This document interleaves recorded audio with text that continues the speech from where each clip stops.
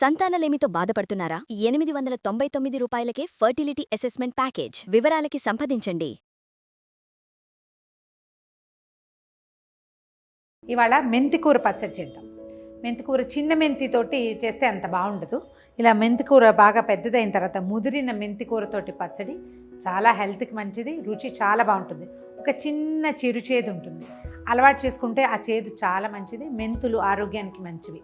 అయితే ఈజీయే పచ్చడి. వెల్లుల్లిపాయలు లాంటివి వేసుకోవచ్చు ఈ పచ్చడిలో, వారి ఛాయిస్ని బట్టి. మేము జనరల్గా వేయము, ఇష్టం ఉంటే వాడుకోవచ్చు. ఎప్పుడైనా బయట ఎక్కడైనా తిన్నప్పుడు తెలుస్తుందన్నమాట, ఓ వెల్లుల్లి ఇస్తే బాగానే ఉంది అని. బట్ ఇంకా ఇంట్లో చేయడం అలవాటు అవ్వలేదు. ఒకవేళ వెల్లుల్లి వేసుకునేటట్టయితే 2 అడిషన్స్, ధనియాలు, జీలకర్ర, దాంతోపాటు వెల్లుల్లిపాయలు వేసుకోవాలి. ఆ 3 పదార్థాలు లేవు, జస్ట్ సాధారణ తాలింపు, దాంతోపాటు మెంతికూర. ముందు 1 స్పూను నూనె వేసి తాలింపులు దీనికి ఏం వేస్తామంటే, జనరల్ పచ్చళ్ళన్నిటికీ మనం మెంతులు వేస్తుంటాం. బట్ ఇది మెంతికూర బేసిక్ పచ్చడి అదే కదా, బేస్ అదే కాబట్టి ఇంక ఇందులో మనం మెంతులు వేయము. కొంచెం ఆవాలు వేగనిచ్చి తర్వాత మినప్పప్పు హెవీగానే కొంచెం ఎక్కువే తీసుకోవాలి. మన కూరని బట్టి బాగా ఎక్కువగా ఎండుమిర్చి, తర్వాత దానికి సరిపడా చింతపండు, అంతే. 1 స్పూన్ ఆవాలు వేసి ఒకసారి ఆవాలు చిటపట్లాడాక అప్పుడు మినపప్పు వేసుకోవాలి.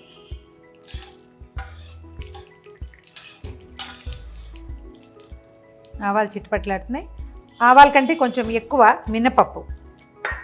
ఒకవేళ మనకి ఆసక్తి ఉంటే పొట్టు మినపప్పు వేసుకోవచ్చండి.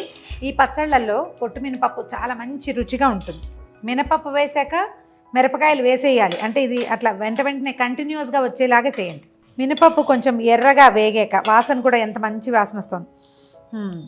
మినువులు వేగిన వాసన మహా బాగుంటుంది. ఈ పచ్చడికి రుచి అదే. ఇంత పట్టుకు వచ్చాక ఇప్పుడు మిరపకాయలు వేసుకుందాం. ఇది మన కాయల కారం మనం ఎంత కూర పెడుతున్నామో అనే దాన్ని బట్టి కొద్దిగా వేపుతూ మిరపకాయలు ఎర్రగా వేగేలాగా చేసేద్దాం. చివరగా ఒక హాఫ్ టీ స్పూను ఇంగువ పోపు తీసి పక్కన పెట్టేసి అప్పుడు మెంతికూర మగ్గ పెడదాం. తాలింపు తీసి పక్కన పెట్టుకోవటం. మూకుడులో మళ్ళీ 1 స్పూను నూనె వేయండి. ఒక 2 స్పూన్లు వేసినా పర్వాలేదు, మనకి ఆకుకూర అంతా ఇందులో మగ్గాలి. మెంతికూరని ఆకుల వరకు తుంపుకోండి, కాడలు లేకుండా. కాడలు ఉంటే ఇంకా కొంచెం ఎక్కువ చేదుగా అనిపిస్తుంది. మొత్తం ఆ మెంతికూర చక్కగా శుభ్రంగా కడిగేసి కొంచెం ఆరనిస్తే చాలు, బాగా డ్రైగా ఏమైపోకర్లా, తడి లేకుండా ఉంటే చాలు. కొంచెం నూనె కాగానే ఈ కూరని ఇందులో పెట్టేయాలి. ఒక చిటికెడు పసుపు వేద్దాము. ఇప్పుడు ముందే కడిగి శుభ్రంగా చేసుకున్న మెంతికూరని ఇందులో పెట్టేద్దాం.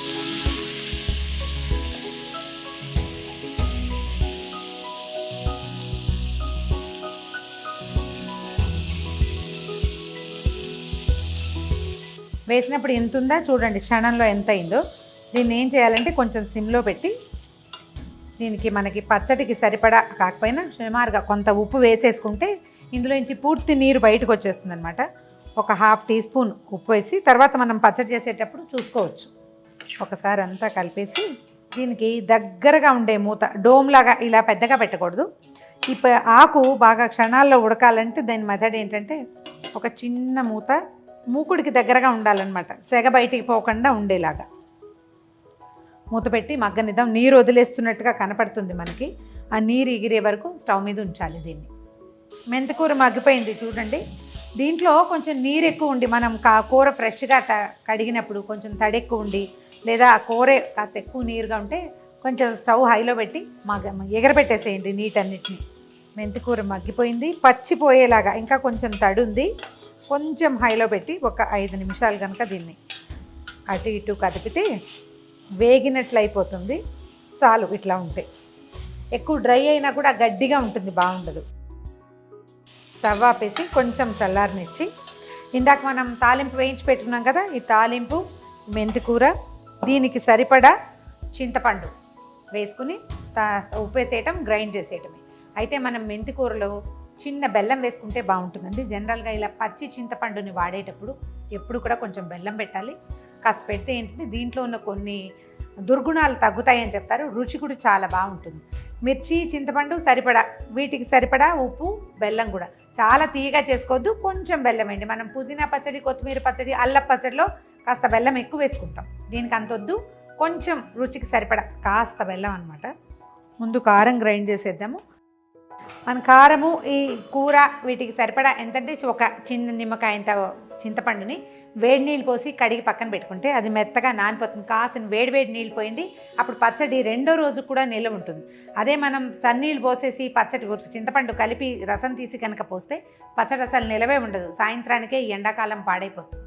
వేడి నీళ్ళు పోయాలి. పచ్చళ్ళల్లో వాడే చింతపండుని ఎప్పుడు కూడా హాట్ వాటర్లో కనుక వేడి నీళ్ళు మరుగు నీళ్ళు పోస్తే ఇంకా చింతపండు పాడవదు, పచ్చడి చెడకుండా ఉంటుంది. గ్రైండ్ చేసేద్దాం.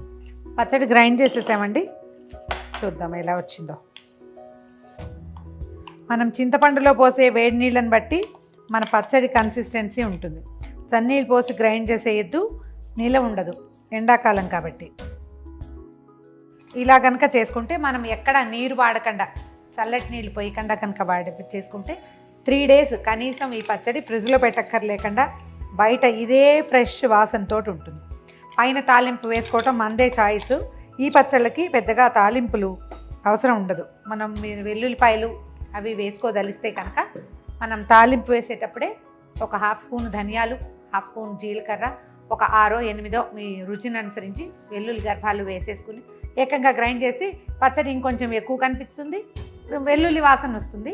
ఇది మనకేంటంటే ఒట్టి తాలింపుతోటి చేసుకున్న పచ్చడి.